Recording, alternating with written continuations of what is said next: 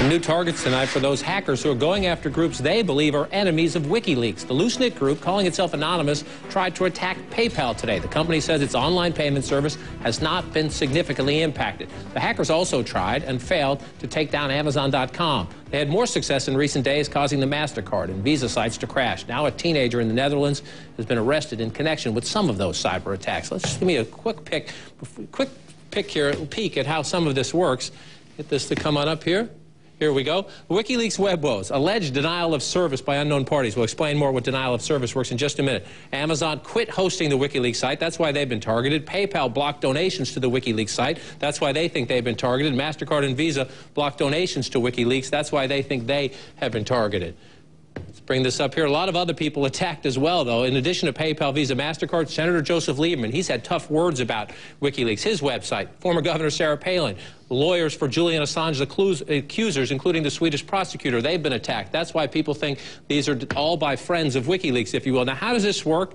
Every IP address, you could go to CNN.com. That's what it's called when you type it out. But everybody has a numeric code. That's how you find it. That's how that works.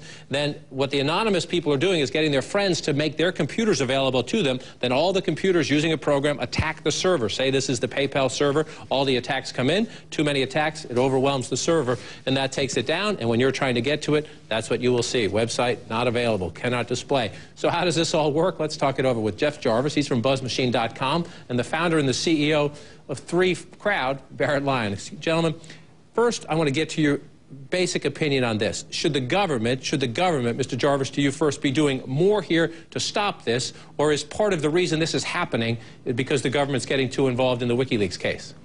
I think that's exactly the case. The Guardian has an editorial up tomorrow that I just read here that says that calls this civil disobedience, or we might call it cyber disobedience. It says that WikiLeaks' only crime was to speak truth to power. And this is really about the freedom of the internet and freedom of information. If what is being done to WikiLeaks were done to the New York Times, I would hope we'd have more of a protest.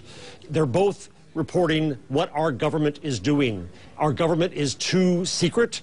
Its default is secrecy. The default should be transparency and secrecy only by necessity. And that's not the case here. But Barrett Lyon, I want to talk more about how this works first. But to that point, I agree there should be more transparency. I agree that too much information is classified. However, should you have a website that obtains information that has been stolen, illegally copied and taken from the United States government, should they be free from any prosecution because they've decided, well, I didn't steal it, but it was handed to me so I can spread it? What do you think of the Pentagon Papers? What do you think of scoops that reporters get all the time, including on CNN? The stealing is one matter and the spreading is another matter. And in the end, though, these are the actions of our government.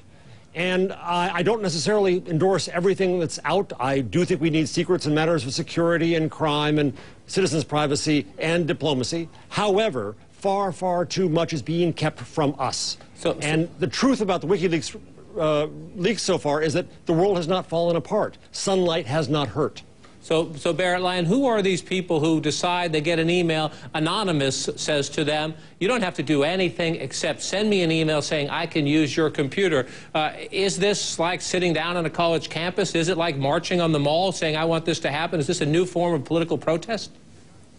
Well, what you've got to understand is Anonymous isn't necessarily a group of very specific people. Yesterday, it was a group of 5,000 people. Today, it looks like it's a group that's grown to about 10,000 people.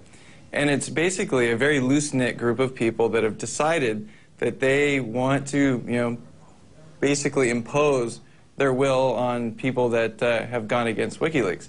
And they've made it very easy to join their cause. You go to their chat channels, and there's setup instructions and says download this program, put it on your computer, and when you put it on your computer, you're now part of our attack, and your computer will be attacking whatever our current target is.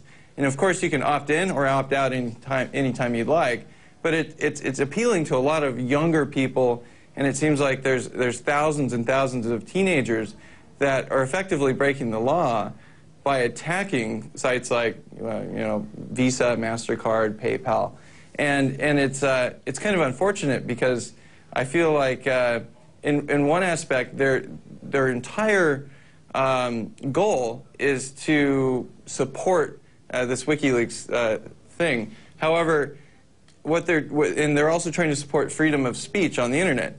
But they're supporting freedom of speech by shutting down websites, which is completely the opposite approach that I think they should be taking. And Mr. Jarvis, you make the case that there's no harm done here, and that's a debatable point. You know, a lot of people would disagree with you. But let's focus on what happens on the web right here, right now.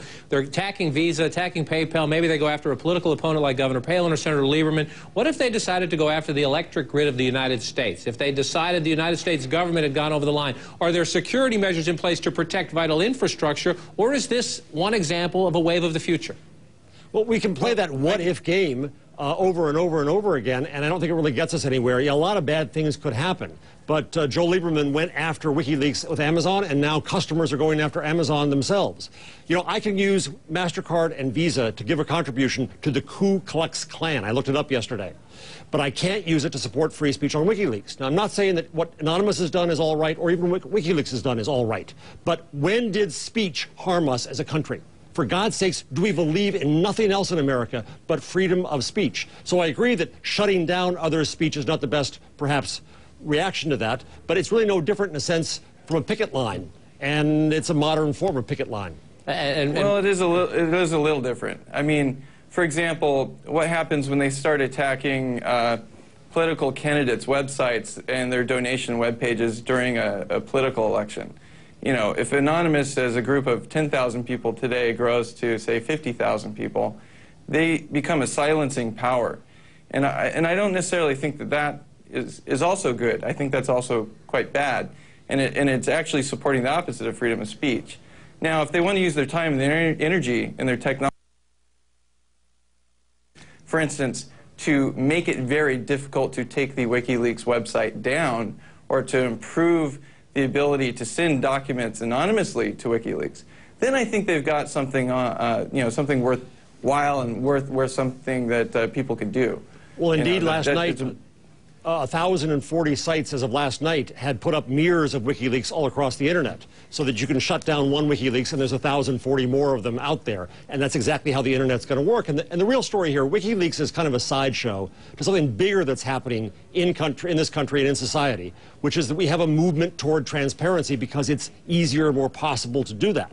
And I think in general, that's a good thing. Let's not forget that WikiLeaks was also attacked by DOS attacks, just like these places. It was a victim in that sense. It's had governments take it down and companies take it down.